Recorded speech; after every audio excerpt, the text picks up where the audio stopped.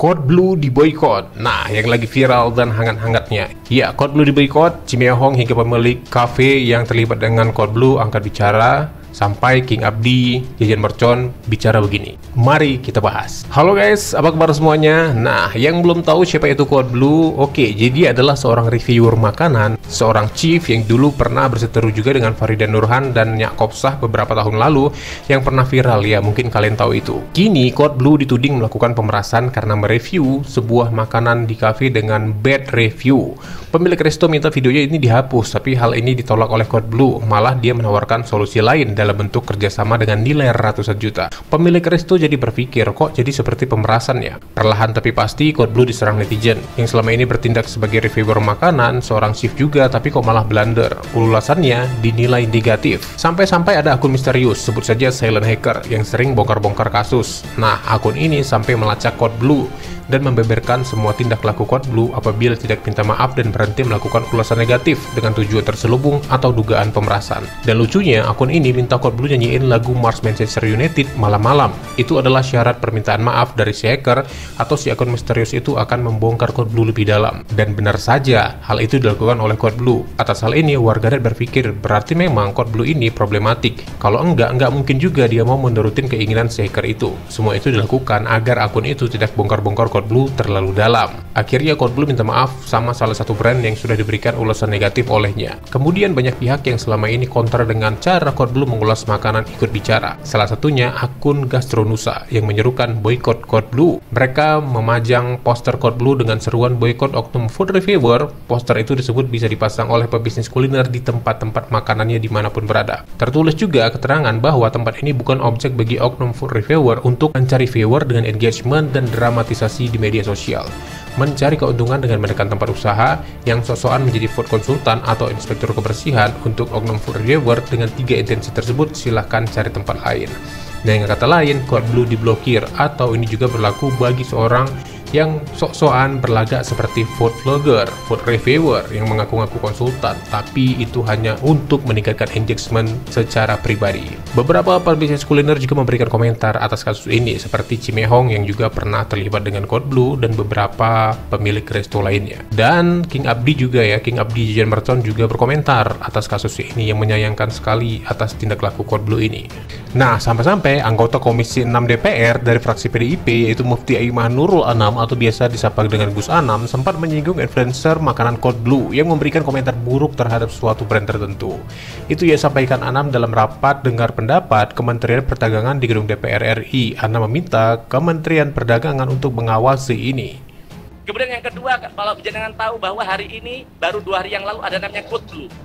Dia melakukan review terhadap makanan yang kemudian setelah itu si pemilik makanan datang dan ternyata diperas 350 juta kalau tidak salah. Bapak bisa cek itu. Artinya apa? Artinya kenapa sampai ada ruang-ruang seperti ini? Ketika ada ruang seperti ini, artinya ada kelengahan pemerintah. Ada ketidakhadiran pemerintah untuk bagaimana melindungi para pengusaha kita, melindungi para konsumen kita, sehingga kemudian ada celah-celah itu tadi, Pak. Hai guys, hari ini hari Jumat tanggal 28 Februari, akhir bulan. Ya. Untuk hari ini teman-teman jangan datang langsung ke PIK ya, karena kita udah kerja 24 jam. Ini semuanya udah punya pesanan orang. Jadi tolong ya, mohon maaf ya. Mungkin agak siangan, kemungkinan siang ada. Kalau pagi ini belum ada. Kita agak akan syuting ya. Aduh, gelap ya. Aduh. Si tukang kritik kok minta maafnya pakai kacamata. Ini mah gelap, nggak kelihatan. Ini kacamata buat yang kalau ada terik matahari. Kalau di dalam ruangan pakai kacamata mah nggak kelihatan. Ya, minta maaf yang bener dah. Buka kacamatanya, lihat tuh orang-orang yang Anda sakitin. Oke, gua menang. Yes. Yang punya bisnis kuliner hati-hati, lagi banyak banget kasus pemerasan. Restoran teman saya dipalak 15 juta, pelakunya cewek. Dan parahnya food reviewer Code Blue turut serta di kasus ini. Langsung nyebutin di situ bahwa dia minta duit 15 juta. Langsung sebut angka di situ. Iya, 15 juta pokoknya. Lihat.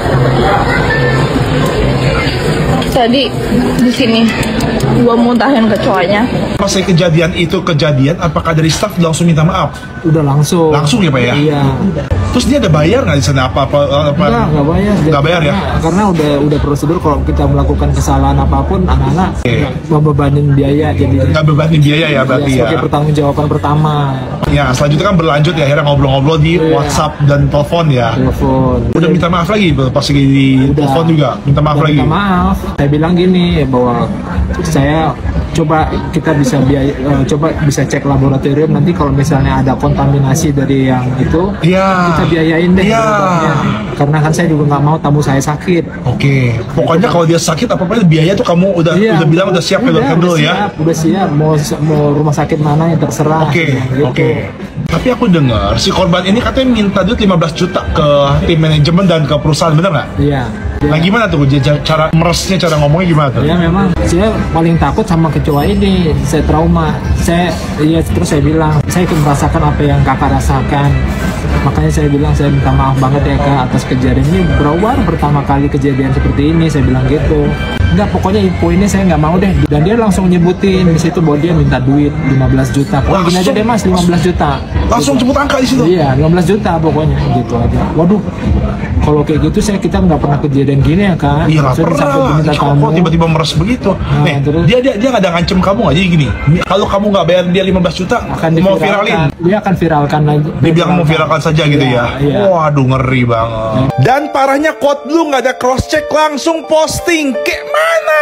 Ceroboh banget. Bos restoran ini beda sama Cimehong. Dia mau terima masukan, dia mau minta maaf, dia mau ganti rugi rumah sakit bahkan. Tapi udah tunjukin etiket baik aja masih dijahatin, masih diperas. Makanya ini harus diviralkan. Videonya sempat diposting sama Code Blue tapi sekarang di take down. Kenapa Code Blue? Apakah sudah dengar-dengar ini kasus bakal dipanjangin? Buat Code Blue alias William Anderson, kamu kalau terima video-video, kamu cross check dulu. Jangan asal kamu posting. Ternyata cewek yang kamu bantu ini tukang peras. Dia meras 15 juta tuh ke restoran. Ini buat image kamu nggak bagus. Kamu sebagai food reviewer tuh mestinya kamu cross check dulu, nggak asal posting-posting kayak begini. Kamu hati-hati loh, ini kasus kalau misalnya panjang, kamu minim-minim jadi saksi, tapi suwe-suwe bisa jadi tersangka juga karena kamu ikut menyebarkan. Lu mau main boleh, cuma jangan jorok-jorok pisan lah mainnya. Lagi rame, Code Blue minta 350 juta ke toko roti. Postingan ini sempat diposting sama Code Blue jam 2 malam tapi dihapus, cuma 10 menit dia upload. Udah gitu dihapus. Mungkin dia blunder di sini karena sebutin angka di sini keluar nih barang buktinya. Dia bilang 350 juta adalah fee atau biaya dari konsultasi F&B. 350 juta. Kayak mana? Dan katanya segitu udah murah, biasa 600 juta katanya. Ini gua nggak mengada-ngada ya, dia posting sendiri nih. Mungkin dia blunder jadi ya cuma 10 menit terus dia sadar dia hapus gitu ya. Nah terus ini omongan dia sama pihak dari toko roti tuh. Gimana nih, lama banget katanya. Terus terang kalau nego harga gue malas ketemu. Wih gila banget. Menurut kalian bagus nggak food reviewer kayak begini guys? Baik nggak manusia-manusia seperti ini ada di tengah-tengah masyarakat Indonesia guys? Gue bacain chatnya sih ini ngeri banget ya. Gini aja deh, gue permudah, gue udah kasih tawaran. Kalau oke jalanin, kalau enggak ya nggak usah ketemu-ketemu lagi lah. Wih, di bos lu kan sibuk banget juga. Ya ampun. Kok seorang food reviewer bahasanya kayak begini ya? Food reviewer yang lain gimana? Kayak begini juga nggak tindakannya? Aku tanya nih.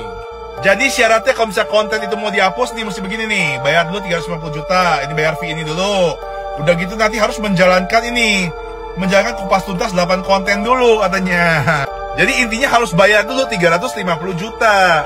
Baru nanti bisa dibantu, dihapus atau dibagus-bagusin lah. Oh udah bagus nih gitu. Tapi bayar dulu 300 juta. Segitu udah murah, biasanya 600 juta tuh katanya. Nah kalau misalnya kalian pelaku F&B, kalian punya restoran, mau nggak kalian bayar segini guys, 350 juta nih. Kalau menurut kalian orang kayak Code Blue ini harus dipenjarain atau pihak toko roti memberikan pengampunan aja, maafin Code Blue aja gitu kalau dia mau minta maaf. Kalau Code Blue mau minta maaf, dimaafin nggak kayak begini guys? Kelakuan ini dimaafin nggak? Atau mau dipenjara aja?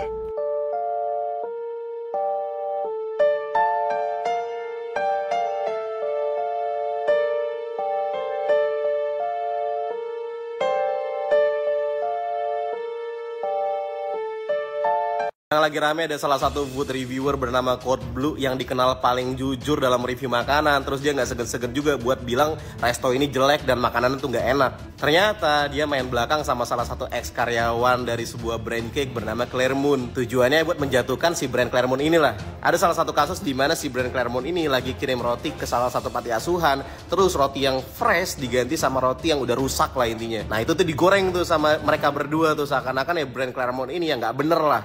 Ya lu bayangin aja jadi brand Claremont yang harus klarifikasi selama 2 tahun tapi kalah power sama si Code Blue ini yang punya basis follower tuh banyak banget. Dan orang ya udah terlanjur percaya sama si Code Blue ini karena memang katanya dia reviewer paling jujur dan kalau ngomong gak enak ya gak enak gitu. Dan terakhir gue lihat ya Code Blue ini udah klarifikasi di Instagram sama TikToknya, walaupun gue liatnya ya klarifikasinya masih ngenyek gitu, kayak nantangin banget. Kayak seakan-akan ya orang ini kayak punya backingan gitu dan menganggap bahwa problem ini ya problem kecil lah buat dia. Ya gue nggak ngebayangin aja sih berapa banyak brand-brand yang akan jadi targetnya dia gitu. Apalagi kalau brand itu adalah brand asal Indonesia yang nantinya juga bisa bikin Indonesia survive lah dalam industrinya gitu. Dan berapa banyak juga orang-orang yang akan percaya sama review dia saat ngejelek-jelekin satu brand atau satu makanan gitu ya. Gue aneh aja sih masih banyak orang-orang kayak gini gitu di Indonesia.